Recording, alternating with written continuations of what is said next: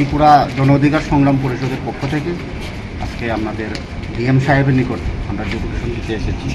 বিশেষ করে আজকের থেকে প্রায় 2 মাস আগে যে শিলাবৃষ্টি হয়েছে, এখানে বিশেষ করে শিমনা বিধানসভার বিভিন্ন পঞ্চায়েত এলাকা যেমন লতামিয়া, মেঘলিবন, ব্রজবিনোদিনীপুর, কৃষ্ণপুর ইত্যাদি জায়গাতে ব্যাপকভাবে ক্ষতিগ্রস্ত হয়েছে।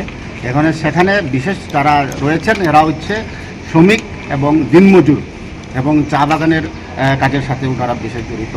এবং সেখানে ওনাদের শুধুমাত্র সম্বল একটি গড়, সে গড় পুরা শিলাবৃষ্টিতে পুরা ক্ষতিগ্রস্ত হয়ে গেছে এবং তাদের এখানে আজকে খোলা আকাশের নিচে ওরা এসে থাকছে এখানে।